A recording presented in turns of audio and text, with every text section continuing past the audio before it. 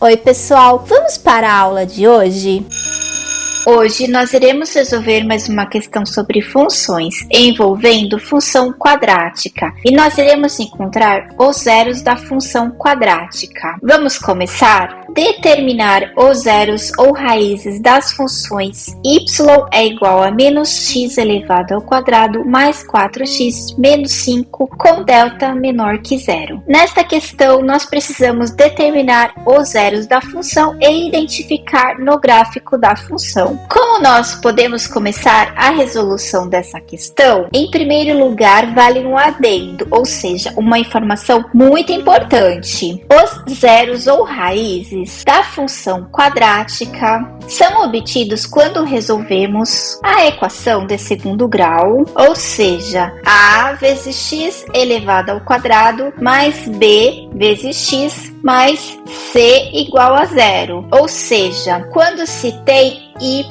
é igual a zero. Agora vamos partir efetivamente para a resolução aqui ao lado. Nós temos essa função dada no enunciado da questão. Y é igual a menos x elevado ao quadrado mais 4x menos 5. Para encontrar os zeros ou raízes dessa função, nós igualamos então menos x elevado ao quadrado mais 4x menos 5 é igual a zero. Essa informação aqui foi comentada aqui no início da resolução da questão. Aqui nós temos então A é igual a menos 1, B é igual a 4 e C é igual a menos 5. Vamos resolver esta equação de segundo grau pela fórmula de Bhaskara. Delta é igual a B elevado ao quadrado menos 4 vezes A vezes C.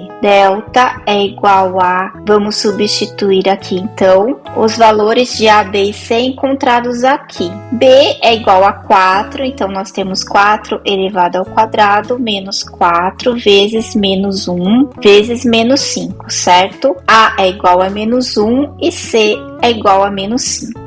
Continuando aqui, delta é igual a 4 elevado ao quadrado é igual a 16, menos 4 vezes menos 1 vezes menos 5 é igual a menos 20. E finalmente nós encontramos delta, que é igual a menos 4. E agora, nós encontramos delta com um valor negativo, ou seja, delta é menor que zero. Vocês perceberam aqui no enunciado da questão? E agora, como nós avançamos na resolução dessa questão, vamos anotar aqui. Como delta é igual a menos 4, ou seja, ele é menor que zero, a função não tem zeros ou raízes reais. Ou seja, como nós podemos identificar então no gráfico da função? Vou subir a tela um pouquinho para dar continuidade. Nós temos aqui então o eixo y e aqui nós temos o eixo x, certo? Nós verificamos então que quando o delta é menor que zero, não existem raízes da função. Então, o que nós podemos concluir daqui? Que no gráfico da função y